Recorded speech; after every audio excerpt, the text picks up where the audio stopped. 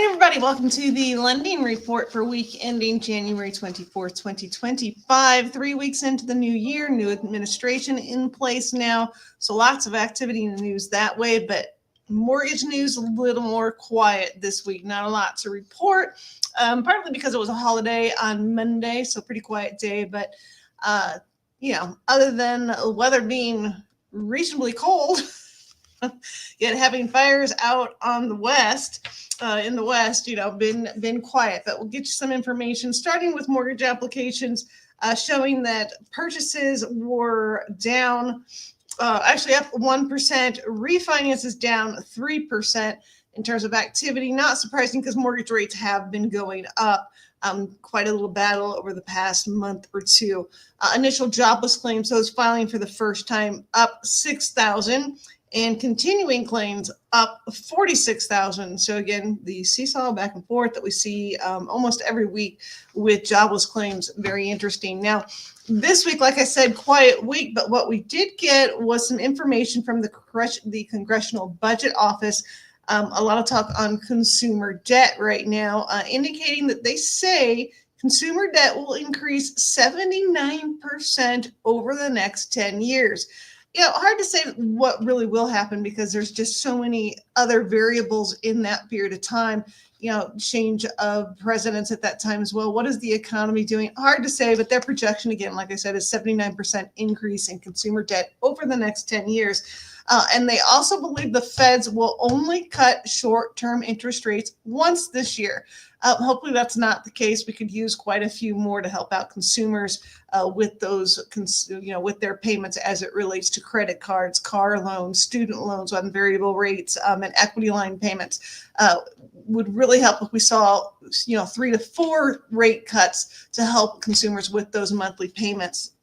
And also, the Philly Fed came out today with their third quarter insights report showing that credit card balances and delinquencies continue their upward trajectory. 10.8% of people are only making the minimum payment, which suggests that that's all they can really afford to pay. So let's go into one slide for you. This is existing home sales for the month of December.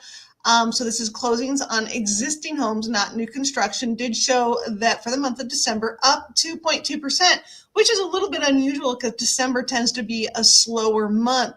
But so that's positive. Median home price at $404,400. That is the national median price. Just means 50% of homes sold over that number, 50% sold below that number. So it's heavily influenced by the price point of the homes on the market. But again, Colorado, over 600,000 for our median price point. If you look at our state individually, inventory showing to be at 1.15 million units. It's actually down month over month. Again, not unusual because the holidays, a lot of people don't like to sell during the holidays.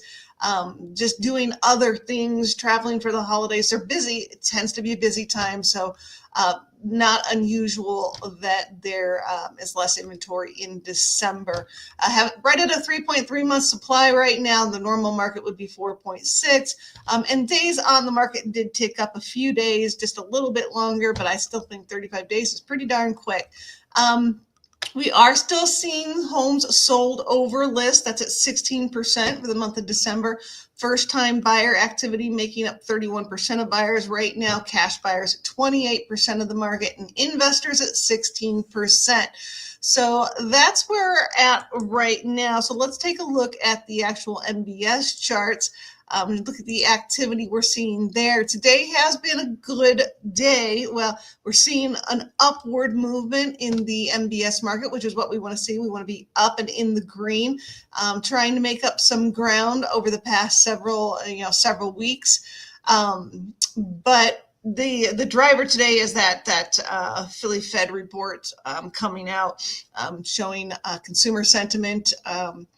Actually, they believe the unemployment rate is going to go up. So there is concern amongst consumers that unemployment is not quite as good as what we're seeing in those numbers. I do project a little more that to rise over the year. So that's kind of what's driving the market today. So for next week, we will get PCE, personal consumption expenditures. That is the Fed's favorite measure of inflation. That does tend to be a market mover, and hopefully that will help the MBS markets, and we'll see some movement in long-term interest rates, and maybe see that come down a little bit more and make up some ground. We'll see.